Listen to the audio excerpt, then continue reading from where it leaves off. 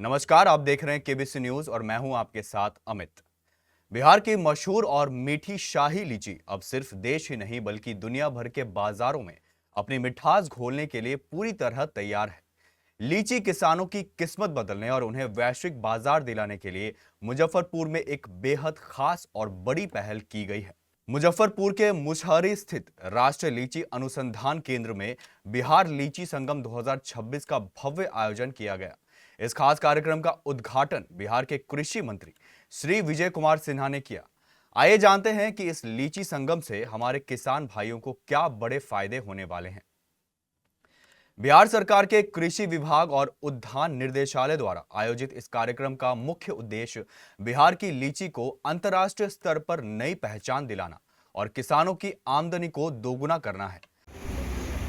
लेकिन जो 86 लाख के लगभग जिसको अनुदान मिल रहा है,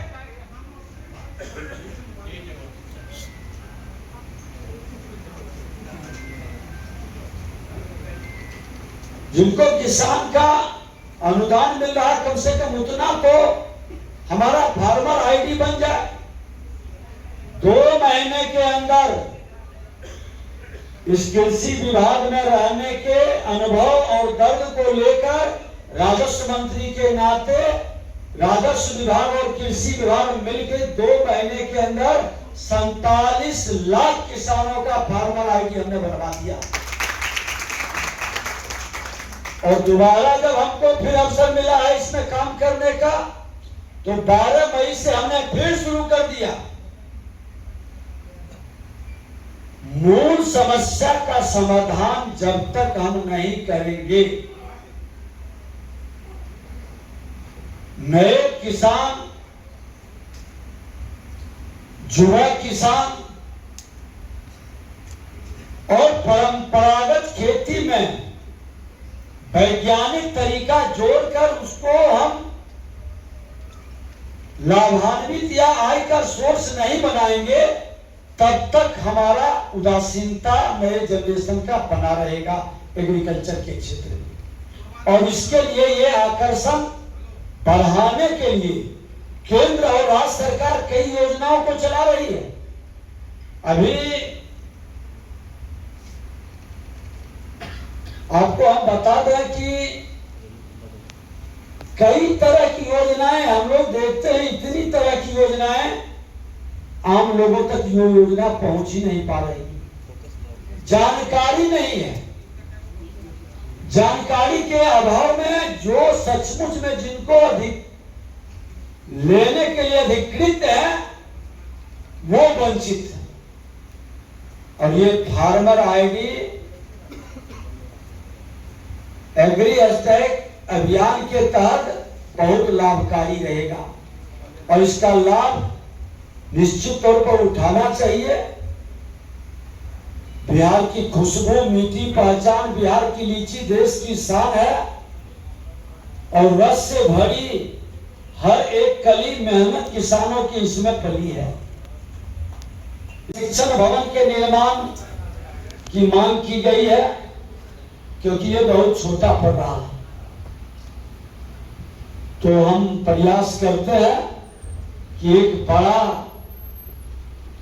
क्योंकि लीची हमारा बिहार का शान है और उस शान के अनुकूल भी इसका मान यहाँ बढ़े, हम लोग करेंगे उसको एक बार नोट कर लीजिए। एक बड़ा बैठने की यहाँ व्यवस्था बने जिस पर प्रशिक्षण भी हो, चिंतन भी हो और हम लोग नए लोगों को इसके संदर्भ में उत्साहित भी कर सके।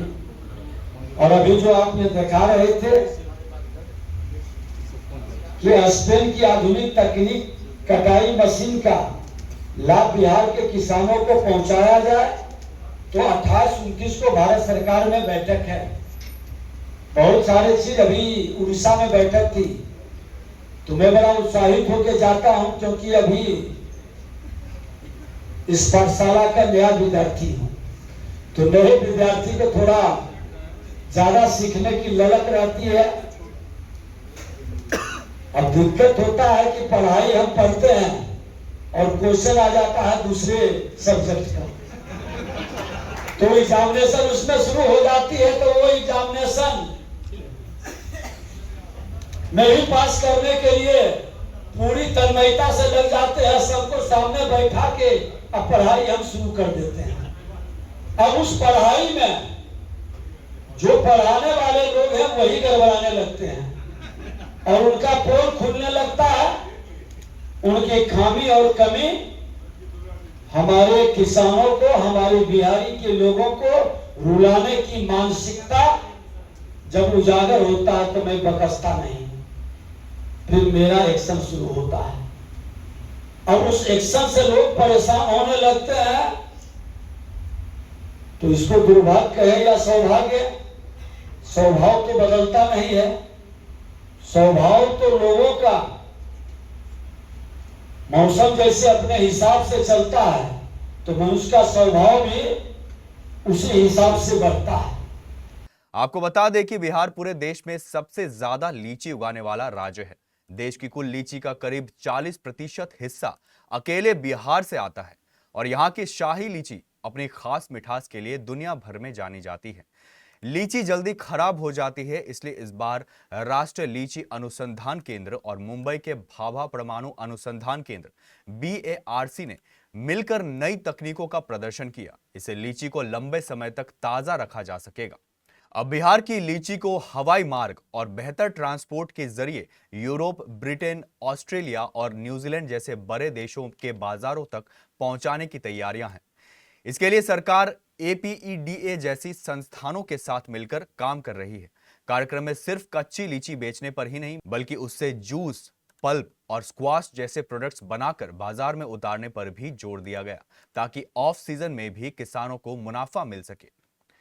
इस लीची संगम को लेकर इलाके के किसानों और कृषि विशेषज्ञों में जबरदस्त उत्साह देखने को मिल रहा है। जानकारों का मानना है कि अगर हमारे किसानों को सही भंडारण और सही बाजार मिल गए तो बिहार की लीची वैश्विक स्तर पर एक नया रिकॉर्ड कायम करेंगी। मुजफ्फरपुर से नरेंद्र कुमार की रिपोर्ट KBC न्यूज के लिए।